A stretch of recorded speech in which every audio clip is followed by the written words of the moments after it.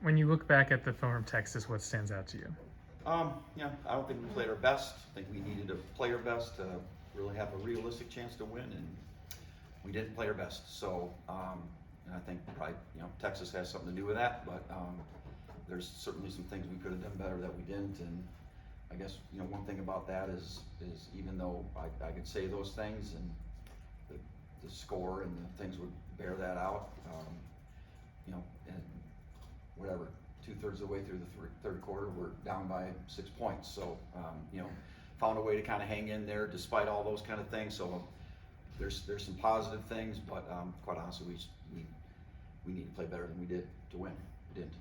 You had that goal of improving on rushing defense as compared to last year at Texas. You guys fell short of that goal, and you got another tough rushing attack coming in. Just, I guess, how do you kind of recenter yourself in those?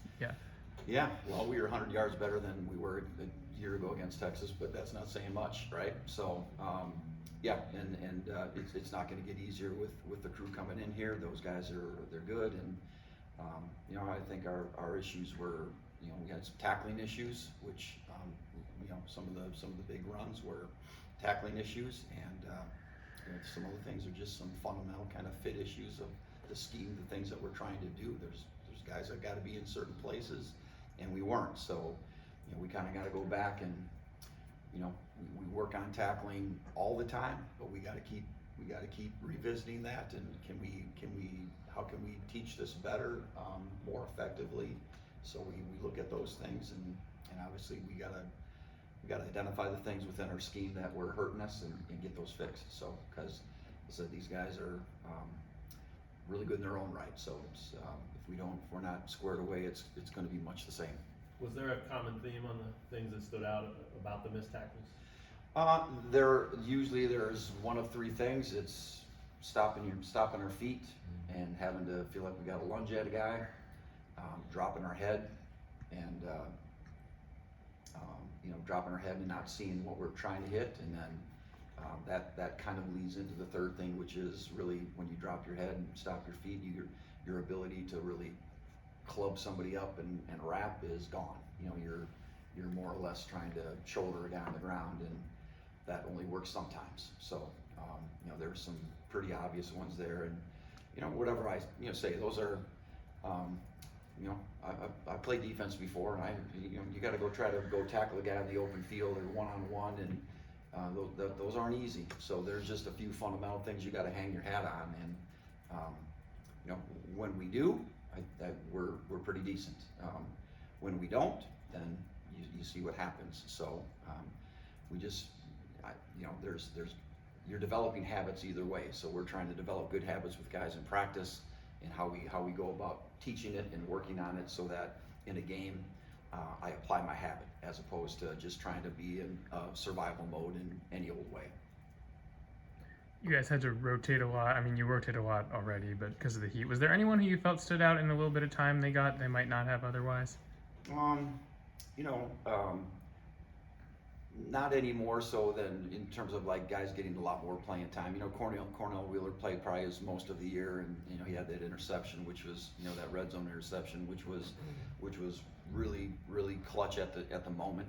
So I'd say he did a good job in that, and Austin Booker continues to be really productive at defensive end spot. He was a handful for those guys to try to block, and again, so he's really productive when he's out there. Both those guys have things they can still work on, just to be a better overall all-around player. But their production level is pretty good. I wonder with Devin Phillips, just how important is he to what you guys are doing defensively? Yeah, I think he's really good. I'd probably say he's our most consistent, our best player inside right now.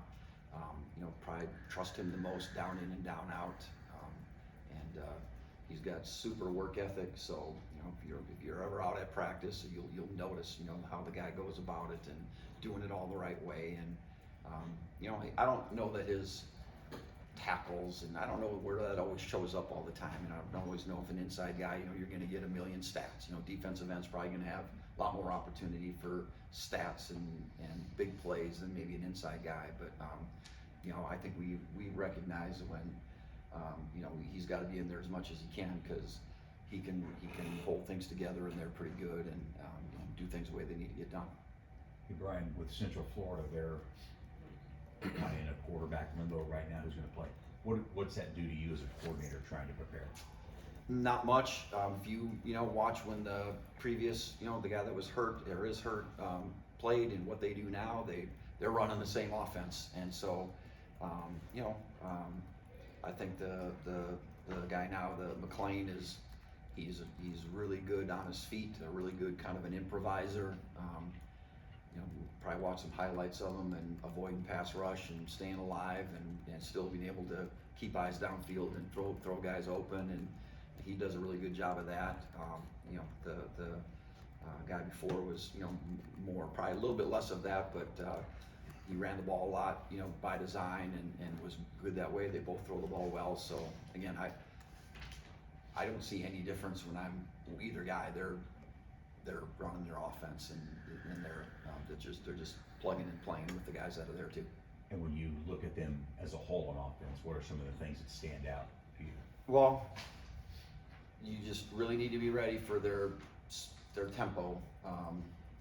When they're playing fast, clock's running, they're not substituting personnel, they're really snapping the ball every 15 seconds. So we've got to be ready for that part, or else they'll be 3 scores up on us before we even know what's going on. Because they do kind of surprise people early in the game, I think, with all those kind of things. So their tempo is something that we've really got to, and we have, and we've really got to be really alert to. And I think their running back core, they got 2 running backs that are really dynamic. They're fast, they're quick, they're really hard to tackle. They make you miss. I think they're, if they get some space, they got a lot of big runs, and I think those guys are really good that way. So we've got to be really on our game and where we're supposed to be, and we've got a better job sometimes than we do. Like last week, we pointed out some strain, effort, finish kind of plays when teams are having their way with you. We forget our training, and so regardless this week, we better be flying to the ball, because I don't know that we're going to be 100% tackling those guys. We're going to need that second, third guy to finish it up. So I think the running backs are really a strong part of their offense. Playing a new conference foe for the first time that you'll obviously play a bunch more in the years to come, are you conscious at all of laying a foundation for those years, or is it so different from year to year that it really doesn't matter? Yeah, I guess it's different. I haven't really thought of it that way. We try to have, okay, who are they like? Who are they similar to? They're somewhat similar to the Oklahomas and those people. So, we can do it that way. But, I'm kind of excited to play them. Never played them before. So, it'll be something new that way as well. And I believe that's going to be a really competitive game. And, we can certainly are good enough to beat them. I think they're good enough to beat us. So I think that's going to be the way it's going to be from here on out. So just excited to have them come here, and I wish it was 20 degrees and snowing, and it would have blown us sideways, but I don't know that's going to happen quite. But that might be in our favor. But anyway, we're just really ready to have them up here and see what they're about. You mentioned the tempo there. Obviously, tempo's not a new thing, but based off of last season, what teams did against you guys, I guess, were there certain things you could learn from that you feel like could help this time? Or? Yeah, we've tried to practice a little bit differently as much as we can, and really just alert guys to a heightened sense of urgency all the time. Like you just don't have time for anything. That play ends, you better be up and back to your spot and looking for a call and getting your eyes on the offense, because they're up and running a play. So just for us, it's the sense of urgency. Whether something happened good or not good, the next play's coming. So we'll have time to reflect on it once we get off the field. But we ain't ever going to get off the field unless it's after an extra point. If we don't play with a sense of urgency and get ourselves lined up and communicated, because literally you have less than 10 seconds to do that. So we've shortened all our calls. We've done all those kind of things to, you know, rather, you know, our you know, to one thing. You know, I mean, this signal means 5 different words that might have meant in the past, but it's shortened down to that. So, you know, guys can't be looking over there, you know, for a signaler and you know, that team's up there ready to snap a ball. It just can't be that way. So we got to get calls in, got to get lined up, got to get ready. So we practice in that way. I hope it shows up on Saturday. Anything else for Coach Borland?